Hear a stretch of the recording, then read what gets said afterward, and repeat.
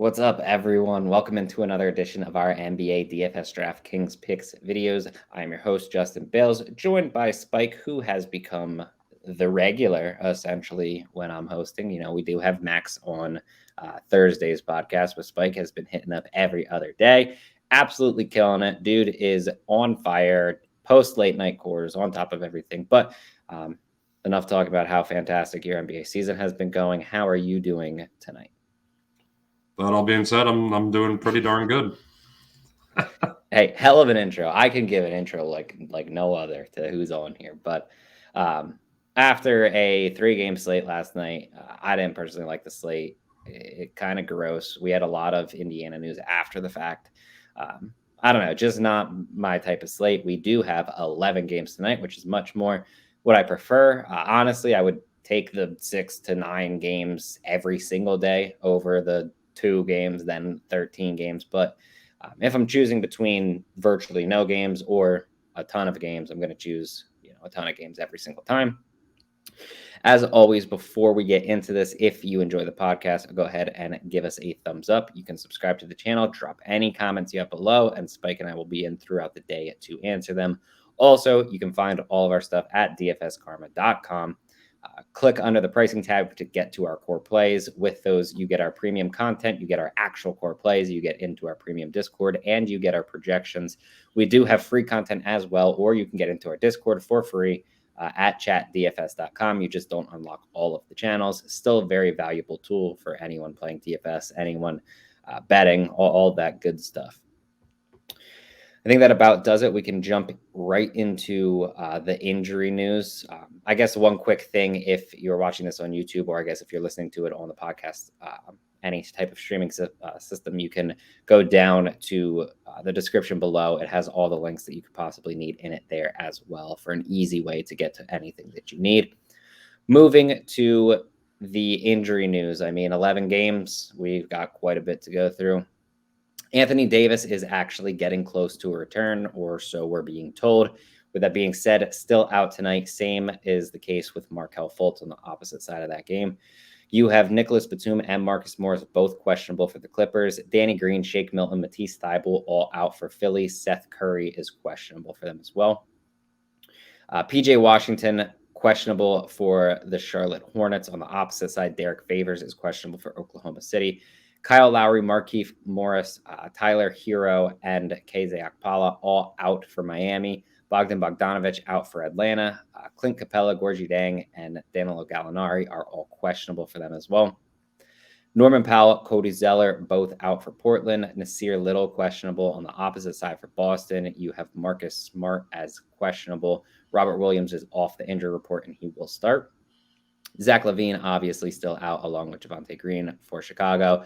Lonzo Ball opted for surgery, so I believe they said he's going to miss 6 to 8 weeks, so quite some time for him to be out. Kim Birch out for Toronto. Gary Trent, questionable once again. Paul Millsap, after just absolutely dominating for no reason whatsoever the other night, is out for Brooklyn. Joe Harris also out, but he's been out for quite some time. Nick Claxton and DeAndre Bembry, both questionable for Brooklyn as well. For Detroit, Luka Garza, Frank Jackson, Isaiah Livers, Jeremy Grant, all out. Killian Hayes is questionable. For Utah, Rudy Gay is back off the injury report, but you have Hassan Whiteside and Donovan Mitchell both out for them. Desmond Bane, Killian Tilly, Tyus Jones, Kyle Anderson, all out for Memphis. J. Michael Green is still out for Denver. Bryn Forbes, I believe, is going to make his Denver debut. They traded for him the other night. I believe he's going to make his debut. He will play, I believe, in this game. And then for Golden State, Otto Porter, I believe, is questionable for this game. And I think that we also need to kind of watch for someone like Klay Thompson, someone like Andre Iguodala, who Golden State is just notorious for resting their players. They played last night, and they could just rest basically anyone. I would assume that Curry is going to play, but someone like Klay definitely could be ruled out even after lock. But I'm assuming they'll do that kind of earlier in the day. But we can get to the position by position here. Starting at point guard, who are your favorite options? I'm pretty sure I saw somewhere. I'm going back to check right now. Yeah, so So Klay Thompson is going to rest tomorrow. Okay. So he's definitely out. Yeah, Otto Porter was resting today. He's going to be playing tomorrow, and Iggy is also going to be resting tomorrow as well. Okay, cool. I mean, that makes complete sense. Yeah. With the way Golden State plays their rotations, that's not shocking at all. But good to clear it up. Yeah. So I guess point guard. I mean, I have no issues with any of these top guys or most expensive guys. I think my favorite's probably going to be DeJounte Murray. Gets a decent matchup against the Nets. He's 10,100. He's the ball's always in his hand. If it's not an assist, it's a rebound or a 3 or a 2. So this guy just gets so much usage, and he triple doubles on the regular. So you can always sign me up for him. On the other side of that, I like Kyrie Irving at 9,500. Again, there's nothing wrong with James Harden. I just think you get pretty much a $2,000 discount with Irving, who's going to see the same amount of minutes. Probably doesn't get as many peripherals as Harden, but again, he's 2K cheaper. So if I'm choosing between the two, I really like him more. Go down a little bit. Kobe White at 6,400. I know it was Caruso's first game back, and I think he played like 24 minutes, but White still saw like 36 minutes. Ball's going to be out for a while, so White's going to have to continue to play a lot. I don't know if it's going to be 36 minutes, but I would have to assume it's between 25 to 30 minutes at least. And at 6,400, the way he's been playing against a Bucks team that doesn't really guard the perimeter that well, I really like that matchup. You go down a little bit more, and Jordan Clarkson got a little bit of a price bump at 5,800, but it was well worth it. He had a really good game last game. I expect that to happen again with no Donovan Mitchell again. If you want for 400 more, just to kind of get off the chalk, because I guarantee you that's going to be a chalk play. You could go with Mike Conley at 6,200. A lot of upside there. It's just a matter of if his shot's falling or if they decide to play him in these short rotations like they sometimes do. You go down a little bit more. Gabe Vincent's at 4,800. I'd say that's way too cheap for the role he's been playing. No Kyle Lowry, no Tyler Hero. I'm pretty sure they only have 2 actual point guards that are healthy right now that are playing tomorrow, and he's one of them. So he's probably going to start, and a starter for 4,800. That's just a really good deal. And then if you really want another punt play, going back to the same team, Kyle Guy is stone minimum 3K. I think he's going to be forced into some kind of minutes. I'm not quite sure how many. I would guess at least 15 to 20. But if this guy's shot is falling, we've seen it in the past, he can put up points in a hurry.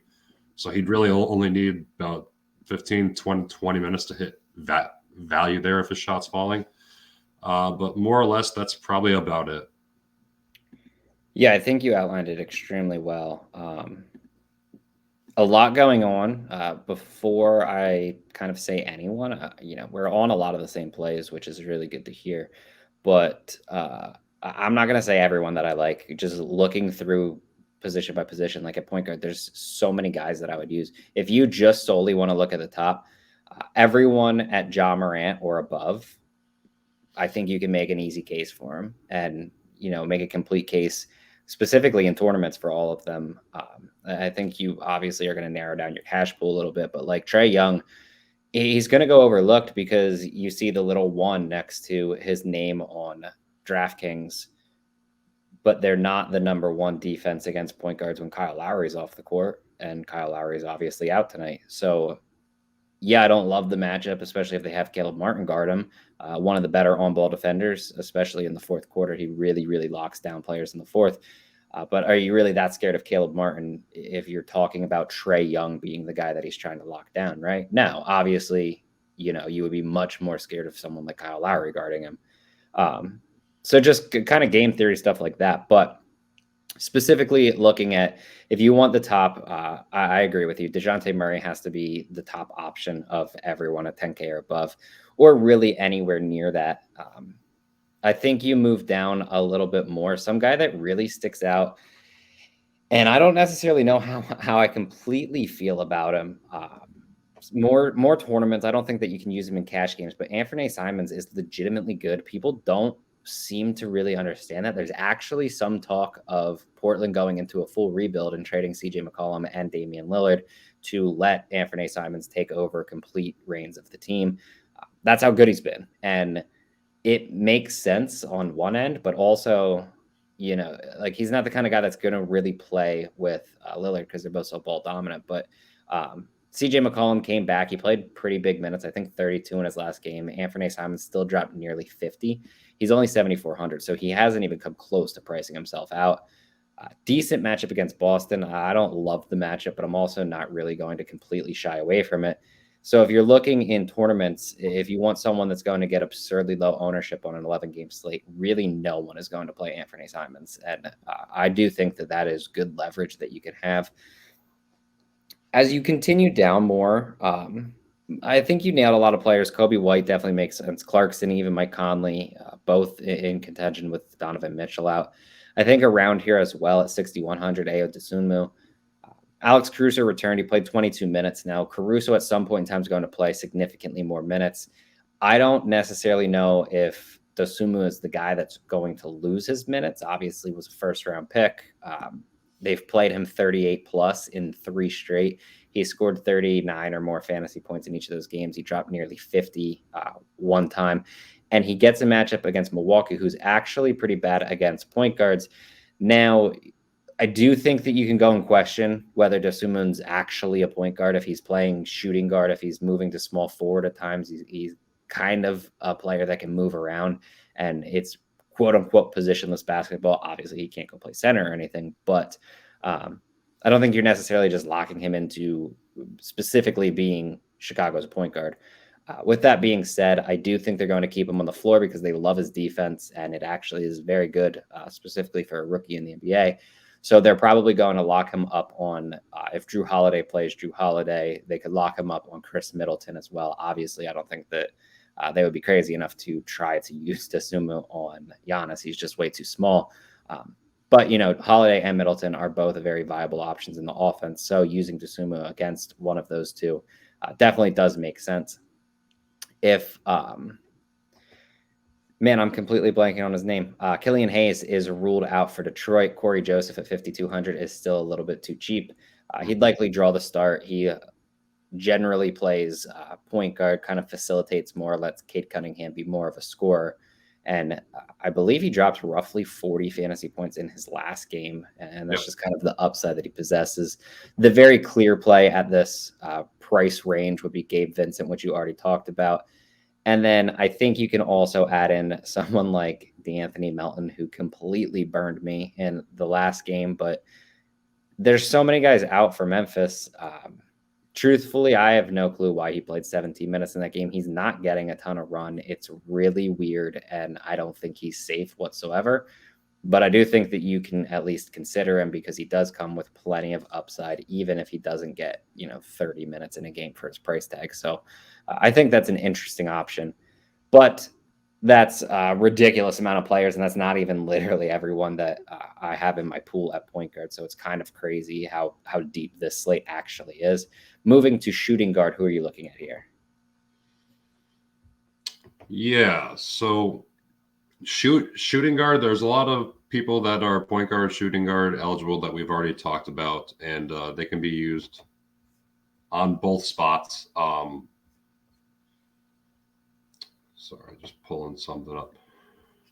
The first person that I'm looking at is you're going to hear me say a lot of Jazz just because Donovan Mitchell just takes up so much usage that it's insane. So that being said, Bojan Bogdanovic at 6,200 is a really good play. He's a great 3-point shooter. That usage has to go around, and it's not going to go to one or two players. It's going to get spread. So I have no issues going to him. My next guy I was going to do was Ayo, but, you already took him. So with that Klay Thompson news, I think Jordan Poole's in play at 5,800. I don't think it's insanely cheap, but I definitely don't think it's where it's supposed to be. So he's going to start going against the Rockets defense that is just piss poor, to say the best. So that I really like that there. You go on down a little bit more, and Malik Monk's price has been coming down. His little heater has seemed to come to an end. That being said, I wouldn't be surprised for him to just start lighting it back up again. And this is kind of a buy low price for him because we saw him at what 6,500 a couple days ago. Mm-hmm. So I really like that play right there. Go down 200 more. Kevin Hoyter at 5,100. I'm pretty sure Bogdanovic was ruled out. And I think they have a couple other injuries there, but this guy more or less, if he starts, 5,100, he's just another sharp 3-point shooter. He's more scoring dependent, so if he's not shooting well, he's not going to get you there. So I'd probably keep that to tournaments only. You go down more, and I missed him the other night. I'm not going to miss him tonight. My boy John Conchar at 4,300. Gets a matchup against the Nuggets. The matchup really doesn't concern me too much at all. He's going to be forced into big minutes. He's probably going to start again. And he had kind of a floor game for the amount of minutes he had the other night, and he still put up, I think, 25 points. He wasn't shooting well, wasn't really getting involved like he has in the past couple of games. And I'm hoping that, that kind of mediocre performance keeps people off of him. We'll see. Time will tell there. Right underneath him is Joe Ingles at 4,200, so only 100 less. And this guy hit at least eight times value the other day at I think 36 or 3,700 it was. So he got a little bit of a price bump, but still a great play here. You might not see him start, but he's going to get the minutes nonetheless. And like I said, I just love these Jazz guys tonight. If you want another dart there, a cheap dart, Aaron Wiggins minutes really are kind of up in the air for the Oklahoma City Thunder. That being said, when he does get the minutes, more times than not, he comes through and just has big games. He's only 3,500, so you really don't need much for him to pay that off. And the Hornets really aren't that good against guarding shooting guard, small forward, or the power forward, really. And he pretty much plays two of those positions. So if he's seeing 20 to 30 minutes, 25 minutes, that's a great bargain right there. But that's probably about it for me. Yeah. No, I think I agree with most of what you said. I won't kind of double up on plays. So I do believe that most of the people that you said, I completely agree with. They're all really good plays. I'll add at the top at 8,700, Jaylen Brown. It's just a good matchup against Portland. You're not scared of Portland's defense. Jaylen Brown, obviously, on any given night can just absolutely dominate really any defense in the NBA, but especially a weak one like Portland. So fine with that in tournaments. I do want to quick mention him because it's kind of just such a good spot for him, even though he's been extremely risky for slightly under 9,000. But I do think that he's in play in tournaments. As you drop down more, his price tag is way up there at 7,600, but Terry Rozier is playing extremely well. Gets a good matchup against Oklahoma City, who's really struggled against shooting guards, obviously with LaMelo handling the majority of the point guard. Rozier's been playing shooting guard, and 20 plus points in, I honestly, it's like 6 of his last 7, and it's been going on for much longer than that as well. Just a really good play. I think he's dropped 40 plus in 6 of his last 7 as well. So, it basically goes with his scoring, but also dropped 50 plus in his last game. So tons of upside there where I think that Terry Rozier is a really sneaky option against Oklahoma City. Essentially because he's just a player that people tend not to use. There's always like those very specific players in the NBA that they can be in the best spot possible and literally just no one's going to use them because who actually knows why? It doesn't make any sense to me. But Rozier feels like that kind of guy. Opposite of Portland, You have Dennis Schroeder, who, if Marcus Smart's out again, Schroeder does make sense. He's been scoring high 40s in his last couple of games, so I do think that that's completely reasonable. Outside of that, I think that's more or less what I'm looking at. I think you pretty much outlined anyone else that, I would really even consider at this point. So I think we can move to small forward here. And LeBron James back, small forward only eligibility tonight. It's basically like a roulette game every single night LeBron plays. What position will DraftKings put him at? And, who knows? But what are you looking at for small forward? Every time we're on here, dude, just every time.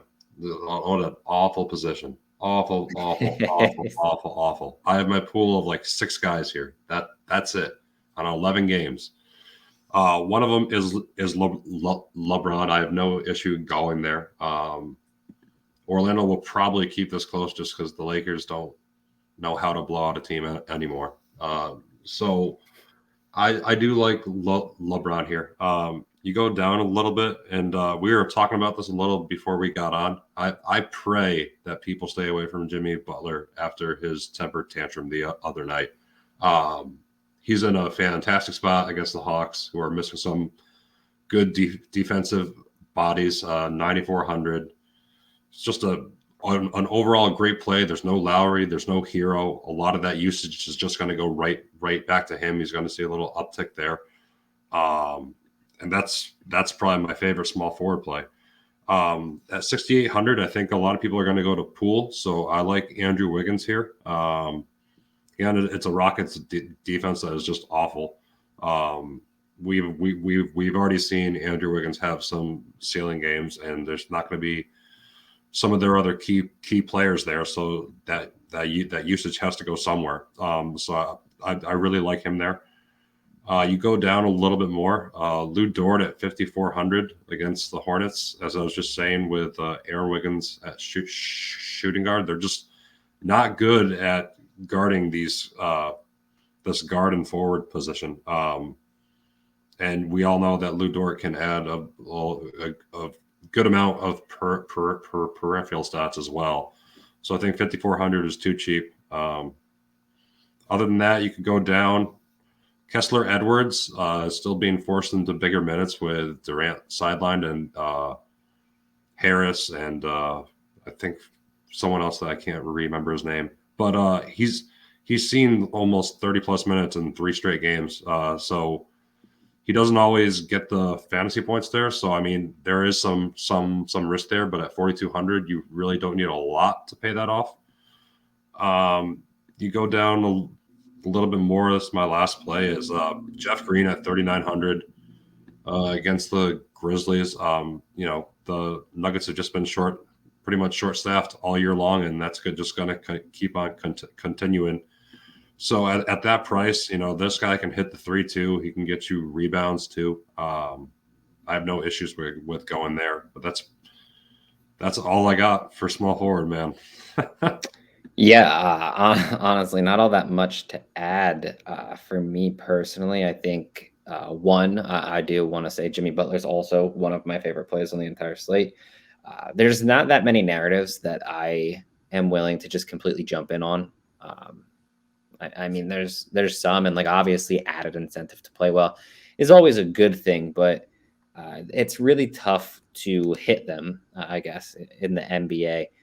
A big thing that is that Jimmy Butler is literally always out for revenge at all times. That dude just it doesn't even matter if nothing's happened. He just has revenge on his mind. And obviously they teed him up twice within 10 seconds of each other in the last game, kicked him out.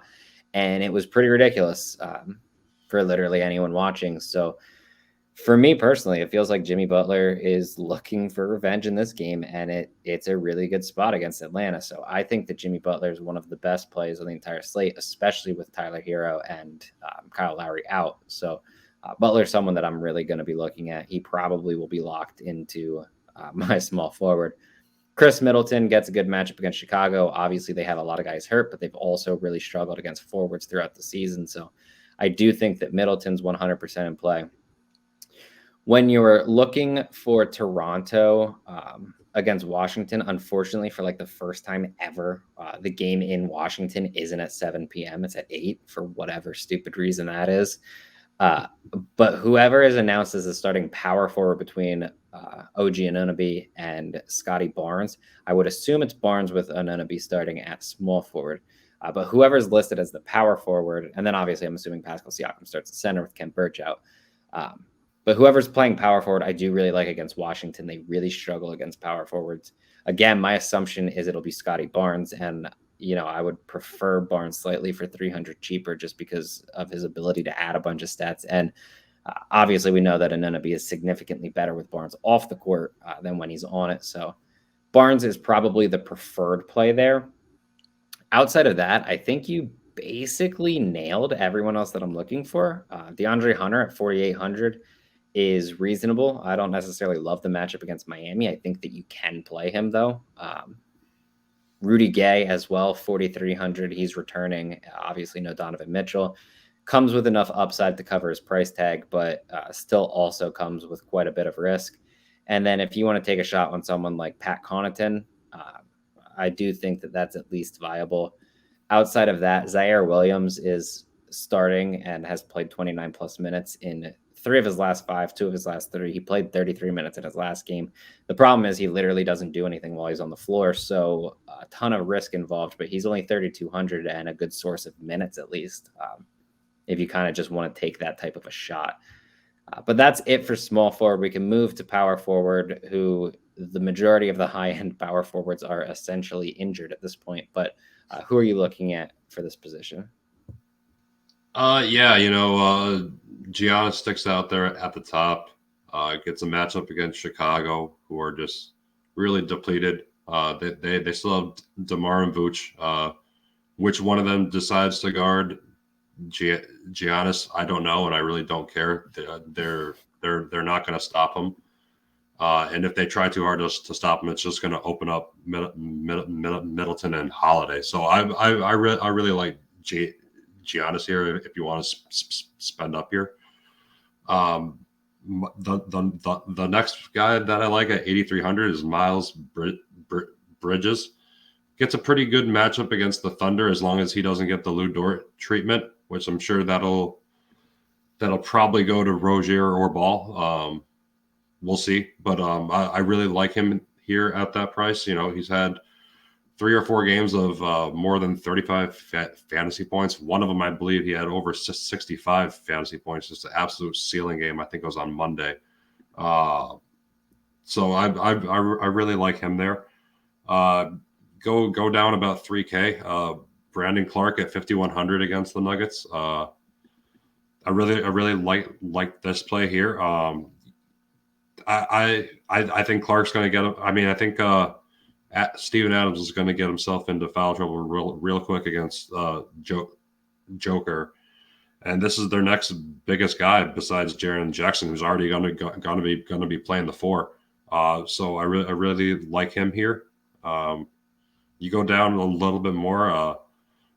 Jonathan Kuminga at 4,900 is seeing a significant uptick in minutes.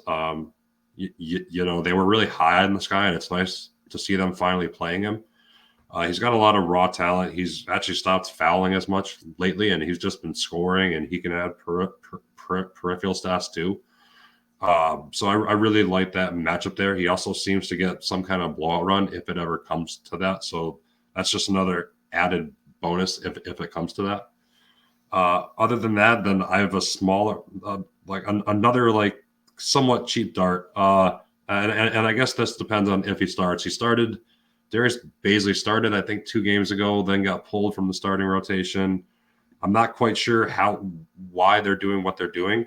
I mean, they have Jeremiah Robinson-Earl as only center eligible tonight. So that kind of makes me feel like, maybe for some reason Bazley will start, but it's a matchup against the Hornets. They're really not good against power forward. This guy can, make shots from inside, from the 3-point line. He can add rebounds and steals. There's just a lot of risk involved with his minutes because they're just not safe whatsoever. So that's why I would probably stick to tournament plays for that. That's probably about it for me there. I mean, I guess you could maybe interest me in Jason Tatum against the Trail Blazers, but I do like Jaylen Brown a lot more. Yeah. No, I think you nailed it. I also agree that Tatum's definitely in play. If I'm spending up at this position, though, I feel like Giannis is the kind of clear-cut option against Chicago. They just don't have anyone that's going to slow him down. They already struggle against forwards, and obviously he plays the 4 for them. Outside of that, I think you nailed the majority of players that I was looking at. I think you can add like Jayshawn Tate if you want pure upside. Calvin Johnson is still a little bit cheap at 5,200, gets the plus matchup against Brooklyn. Royce O'Neal coming off of a big game.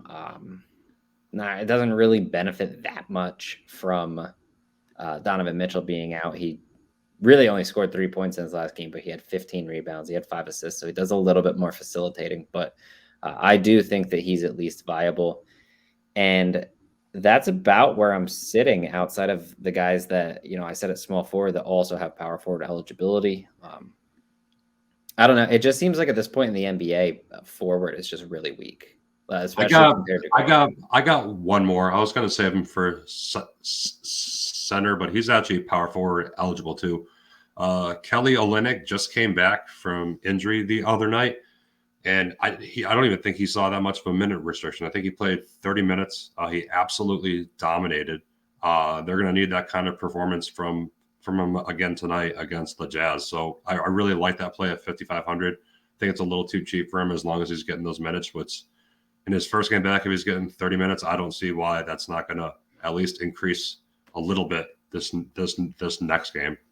So the funny thing about Olynyk, first game back, he dropped 45 fantasy points. Took 17 shots. He also played 22 minutes. Wow. So even better. Wow. Yeah, that's an odd spot. 9 rebounds, 5 assists. He added a block. He added a steal. I don't know if I trust him to take over the offense like that. Like, it's still Kelly Olynyk, and realistically, I don't know if he saw 17 minutes in any game prior to that this season, let alone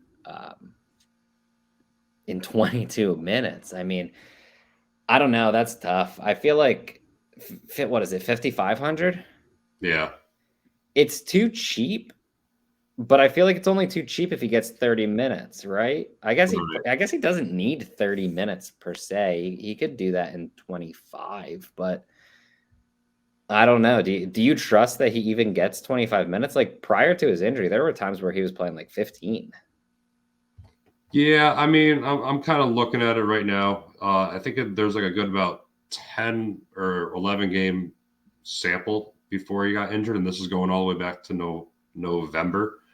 And 3 out of those games he played in the teens, and the rest are between 22 and 30 minutes. So yeah, I mean, it's a little all over the place. I mean, I'm not quite sure why that is, but I think with most of those games back there too, Grant was still playing at that time. No, I was just going to say, I think it's safer with Grant out. Yeah. So without Grant, I think there's a little bit more security there. But I mean, again, it's not 100% safe. No, I agree. I just don't trust Kelly Olynyk at all to take. I almost took a shot per minute, which is not going to happen again, probably. Kelly Olynyk, but moving to center, we have some real top guys at the top. Nikola Jokic coming off of a 93 fantasy point performance. Giannis, obviously, we already talked about at power forward. He's coming off of a 68 fantasy point performance. And Joel Embiid at 11K coming off of a 77 fantasy point performance. So we actually had that ridiculous game by Joel Embiid where he scored 77. And everyone's like, oh my God, Joel Embiid for MVP. And then Jokic just dropped like 93. And everyone's like, oh, right, never mind. Jokic is just like the best player literally ever. What are you doing as center? He had 49 real points. That's wild. So I know I had been saying it back and forth in the premium. If 93 fantasy points doesn't get you to 13K, then nothing will. There's no way you can price this guy any higher than this because there's no way. I faded Joker the other night, and I literally paid the price for it. So lesson learned. I faded him twice this year. Once it worked for me. Once it clearly did not. He's in a great matchup against the Grizzlies. There's nobody that's going to stop him. There's very few people in the league that are going to stop him, but none of them play for the Grizzlies. I'll tell you that much. So the offense is going to run through him. I really like him here.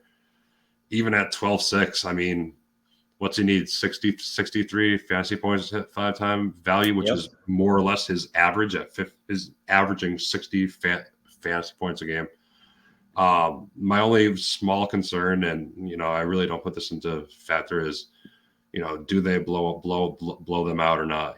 But I think it should stay relatively close with Ja on the other side.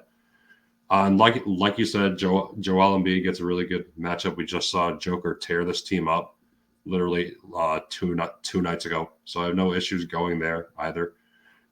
You go down a little bit more. You mentioned him earlier. Pascal Siakam is only center eligible, so this is the only spot you can get him, which kind of sucks because you can't really move him around as much as you'd like. But 9,200 gets a really good matchup against the Wizards, and I mean it's just a matter of time before he has like a really blow up ceiling game, I think, and it could be tonight, and I'm willing to take a shot there. Right underneath him, which should probably keep him a little lower owned, is Rudy Gobert at 8,900. Someone else who's just been a real big beneficiary of Donovan Mitchell being out. And again, gets a really good matchup against the Pistons, who more or less have no one that can guard him or stop him. He's got double potential every single night. Sometimes could get it in the first half alone. So I really like that play there. My next one, I think he's going to be real sneaky. Bam Adebayo at 7,500. This is a buy low price. It's like a second or third game back, I think. But his last game, he saw 30 minutes. So you gotta figure and assume that just goes up a couple more minutes tonight. He's facing a Hawks team without Clint Capella. I don't think that Gorgie Dang or Okongwu is going to stop him. So I really like this play here, especially without Hero or Lowry. You could see him getting fed the ball a lot down low. Other than that, if you want to go down and try to fish for another ceiling game for Mo Bamba at 5,400, I have no issues with that going up against the Lakers, who really don't have a true center right now. I mean, LeBron is their center, and he really doesn't even play the center position. So I have no issues with that matchup there as long as Wendell Carter is ruled out. He's questionable right now, so we got to keep our eye on that. And then another cheap dart here, Jeremiah Robinson Earl, 3,800.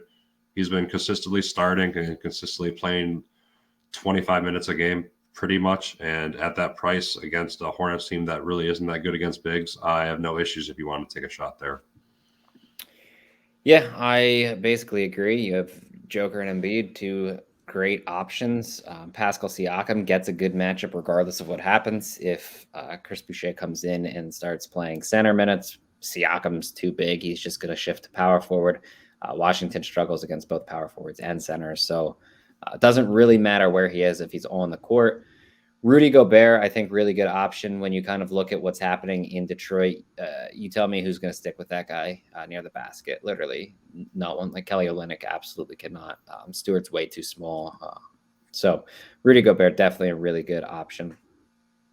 100% agree on Bam Adebayo. Price tag's too cheap. If Clint Capella is ruled out, he's currently questionable, so he might return. But if he's ruled out, I think that Adebayo becomes one of the best plays. Without Capella, Atlanta has been really, really bad against the centers. And in terms of points and rebounds, Adebayo's a really versatile option. He can add steals and blocks. I think he had 8 combined steals and blocks in his last game alone. So really good spot there for him. I think if you want to take your shot on someone like Bamba, you definitely can. But as you drop down, Steven Adams has to play bigger minutes for Memphis. They don't have a choice because Joker's too good. He's too big. They can't really put someone like Brandon Clark on him. And I would assume that Jaren Jackson just immediately fouls out against Joker if he's starting him. So Steven Adams, it's always tough because Joker pulls guys away from the basket, which obviously makes it more difficult for rebound opportunities and stuff. But Steven Adams isn't really a guy that struggles with that type of thing. So I do think that he's reasonable at his price tag, especially if he could see upwards of like 30 minutes in this game. So really interesting spot. And then just another really good matchup here. Montrezl Harrell gets Toronto, who obviously relatively consistently plays small. They don't really have a big man for to go into center. And Harrell's been playing between 20 and 25 minutes, and he's just really been producing for a 4-6 price tag. So I think that Harrell's one of the more interesting centers on this entire slate, and really not too many people are going to plug him in because there's so many good options. That probably about does it, though. That's more or less what we're looking at. Obviously, 11 games. We gave you guys a lot of players to think about. If you enjoyed the video, though, go ahead, drop us a thumbs up. You can also ask about any other players that you want in the comments. We'll let you know what we think about them. Until then, we have Sriracha on the weekend pods, but good luck tonight. Hopefully everyone can hit big.